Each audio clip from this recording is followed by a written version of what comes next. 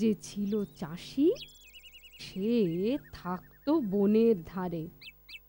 বউ ছাড়া তার কেউ ছিল না ছোট্ট কুঁড়ে ঘরে। গরিব হলেও সুখেই ছিল, দুঃখ যে একটাই, ঘরের আলো বংশ পিদিম, ছেলে মেয়ে নাই। রোজ সন্ধ্যায় তুলসী তলায় করত যে প্রার্থনা, সন্তান চাই, তাছাড়া আর নেই কোনো বাসনা। ঠাকুর, অনেক তো তোমায় ডাকলাম, এবার একটু মুখ তুলে চাও। হাজার দুঃখ সইব, তবু সন্তান সুখ দাও। দয়া করো ঠাকুর, সন্তান ছাড়া সংসার বড়ই শূন্য। এই জীবনে যতটুকু পুণ্য সঞ্চয় করেছি, চাইলে সব নিয়ে নাও, বিনিময়ে একটি হলেও সন্তান দাও ঠাকুর।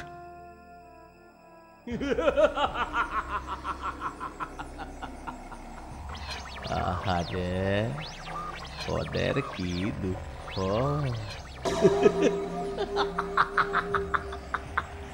যাই, আমি ওদের মনোবাসনা পূর্ণ করি, তাহলে আমারও মনোবাসনা পূর্ণ হবে। সুন্দরী এক কন্যা, রূপসী অনন্যা জন্ম নেবে ঘরে, তাকেই আমি করব বিয়ে 17 বছর পরে।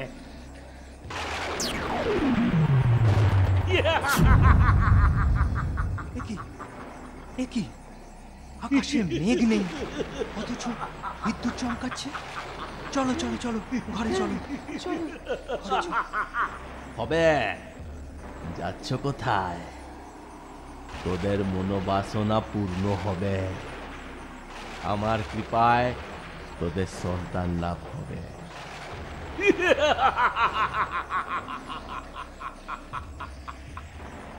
প্রণাম নাও ঠাকুর, কিন্তু এ কি তব লীলা? দেখাই যদি দিলে, নিজ রূপ ছেড়ে কেন রাক্ষস সাজিলে? যে রূপেই আসো তুমি দয়াময় প্রাণ, আমাদের কাছে জানি তুমি ভগবান। ভগবান? কেন কেন ভগবান কেন? রাক্ষসের মনে বুঝি দয়া মায়া থাকতে নেই? সে তোমরা যাই ভাবো, আমার কথা শোনো। আজ্ঞা করুন প্রভু, আজ্ঞা করুন। এই নাও বীজ, এতে হবে গাছ, এতে ঢালো যদি জল, ধরবে যে ফল, সেই ফলে তোমাদের হবে স্বপ্ন সফল। অসীম করুণা তোমার। আরো কিছু কথা আছে, মন দিয়ে শোনো। আমার এই উপকার ভুলো না কখনো। না না না, কোনো দিনও ভুলবো না। বেশ, তবে শর্ত শুনে রাখো। 17 বছর সন্তান সুখ তোমরা পাবার পরে সুন্দরী সেই কন্যা আমি তুলব আমার ঘরে। কি রাজি তো?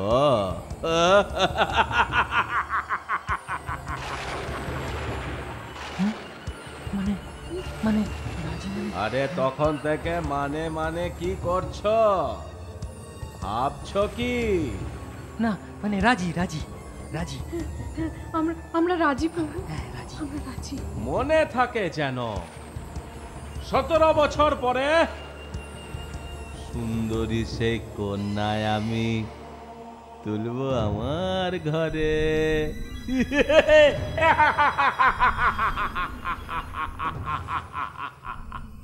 কন্যা সন্তান জন্মালে একদিন কোণে বিদায় তো করতেই হয়, বলো? হ্যাঁ, কিন্তু সে তো কোণে বিদায়, চিরবিদায় তো আর নয়। আর কোনো অভিসন্ধি নিয়ে যারা মানুষের উপকার করে, আর যেই হোক, সে ভগবানের রূপ নয়। হ্যাঁ, কি বলছো গো? ঠিকই বলছি। যে এসেছিল সে সত্যি সত্যিই রাক্ষস। তাই? তা যা হোক, সন্তান তো পাবো, বলো? সন্তান না হওয়ার ব্যথা তবু সহ্য হয়ে গেছিল গো। কিন্তু মায়ার বাঁধনে জড়িয়ে যাবার পর পেয়ে যখন হারাতে হবে, সে আঘাত সহ্য হবে মনে? না, সে যখনকার কথা তখন ভাবা যাবে। শোনো, একটা উপায় কিন্তু বের করতেই হবে। দেখো, সেদিন ঈশ্বর তাকে রক্ষা করবেন। তাই যেন হয় ঠাকুর, তাই যেন হয়। হ্যাঁ, যাক, এখন ঘুমিয়ে পড়ো। কাল সকালেই কিন্তু বীজ ছড়াতে হবে।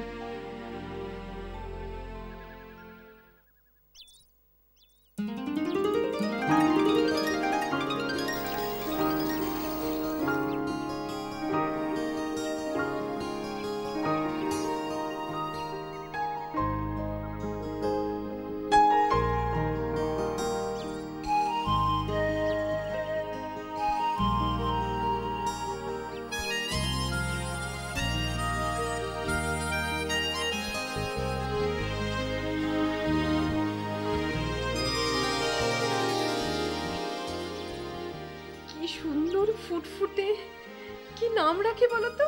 হ্যাঁ, আমি বলি কি, কমলা লেবু থেকে ওর জন্ম, হ্যাঁ হ্যাঁ, তাই ওর নাম হ্যাঁ। কমলা রাখলে কেমন হয়? বাহ বাহ বাহ, বেশ নাম, বেশ নাম। কমলা। ও ও আমাদের কমলা সুন্দরী। হ্যাঁ, কমলা। ধীরে ধীরে বেড়ে ওঠে কমলা সুন্দরী।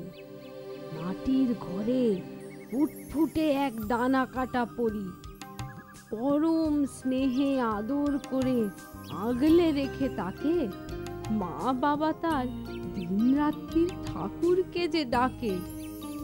এমনি করেই দিন ফুরালো, অনেক বছর গেল। 17 বছর পূর্ণ হবার দিনটা কাছে এলো। এবার কি হবে? কি করে রক্ষা করব কমলা সুন্দরীকে? আগামীকালই তো 17 বছর পূর্ণ হবে।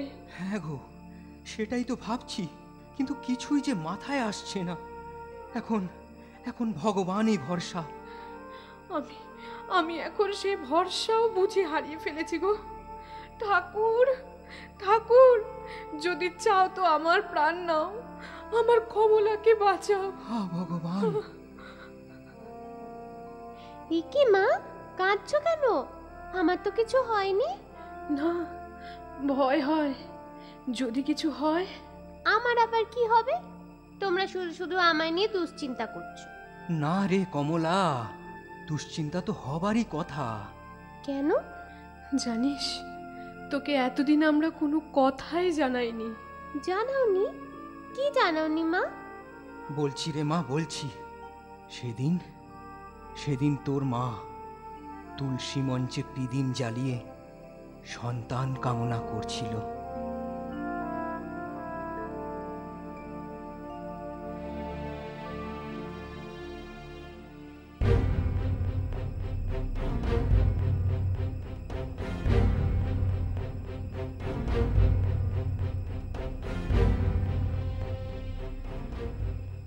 ও, এই নিয়ে তোমরা ভাবছো? রাক্ষস আসুক না, দেখবে আমি তাকে কিরকম শায়েস্তা করি।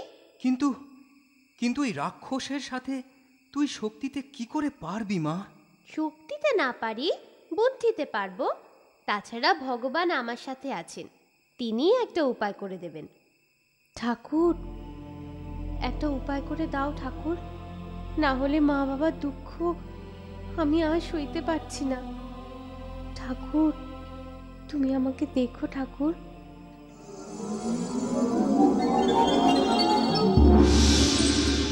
শোনো কমলা, কাল ভোরে নিদ্রা ভাঙলেই তোমার মাথার কাছে একটি ক্ষুদ্র ঝুলি দেখতে পাবে। ওই ঝুলি সাথে রেখো, তাতে কিছু দ্রব্য পাবে, যার শক্তি অনেক, বিপদ মুক্ত হতে যা তোমায় সাহায্য করবে।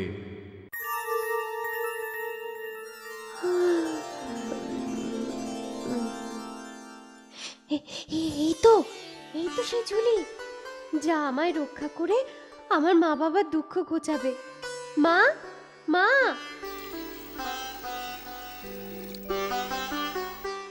দেখো মা, ও মা, কাল তোমাদের বলেছিলাম না, এই দেখো সেই ঝুলি। উমা, উমা, তাই তো। তোমার অশেষ করুণা ঠাকুর, তোমার অশেষ করুণা। সত্যি সত্যি ঈশ্বর মঙ্গলময়।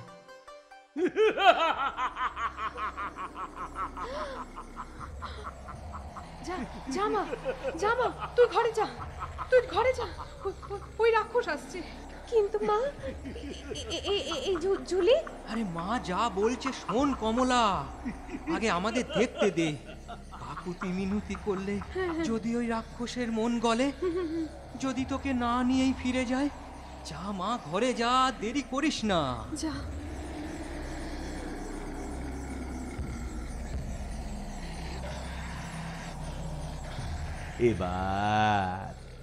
এবার শর্ত পূরণ করো।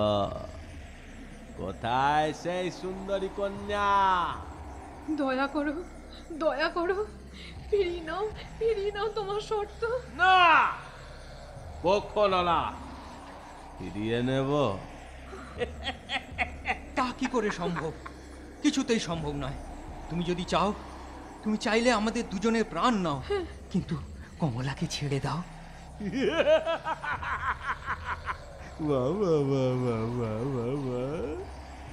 বেশ খাসা নাম রেখেছিস তো।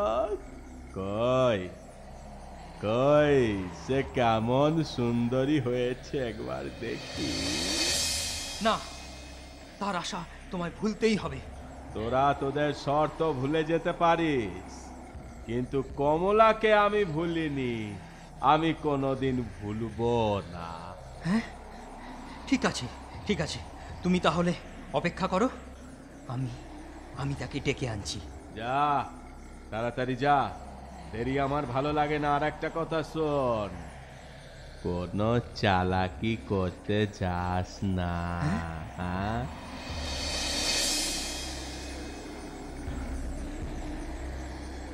কমলা, কমলা শোন, আমার কথা শোন মা, আমার কথা শোন। এদিক দিয়ে পালিয়ে যা, এদিক দিয়ে পালিয়ে যা। না না, পালাবো কেন? ওই রাক্ষসটা আমার কোনো ক্ষতি করতে পারবে না। কথার অবাধ্য হোস না কমলা, ওই রাক্ষসটার অনেক ক্ষমতা। দেরি করিস না মা, পালা।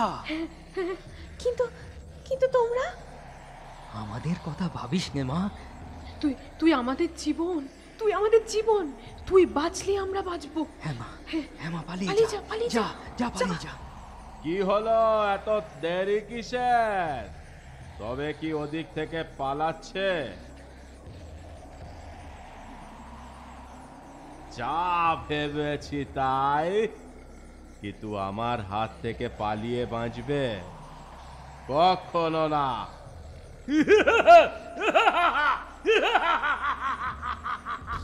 সর্বনাশ, রাক্ষসটা কমলাকে দেখে ফেলেছে। এখন ওই ঝুলিটাই ভরসা। ঠাকুরকে রক্ষা করো, ঠাকুর, রক্ষা করো, ভগবান, রক্ষা করো ঠাকুর।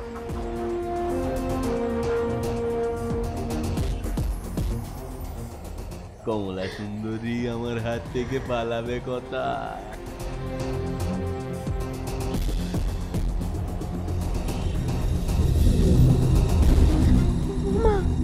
উমা, নুনগুলো দেখছি একটা নোনা সাগরে পরিণত হলো।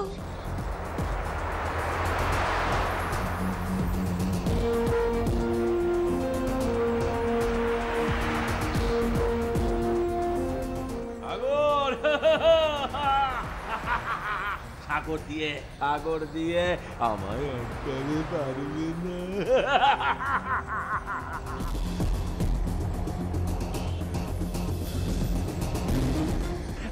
আমার হাত থেকে তোমার নিস্তার নেই। এবার এই বেলকাটাগুলো ছড়িয়ে দিই।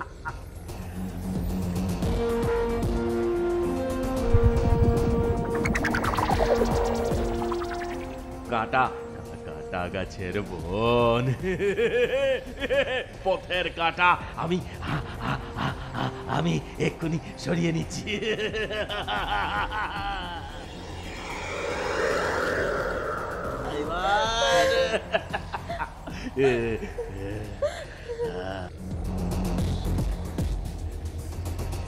তরমুজ বীজগুলো ছড়িয়ে দিই বরঞ্চ।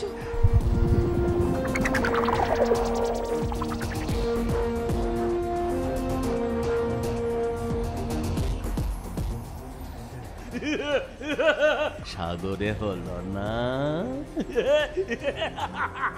কাঁটা বনে হলো না, এখন তরু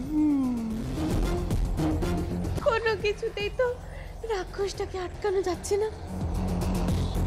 এদিকে ঝুড়িতে বেঁচে রয়েছে শুধু কিছু বালি। তবে কি ছড়িয়ে দেখি।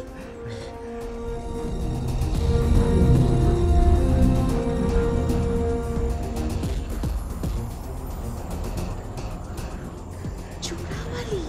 তোমায় একই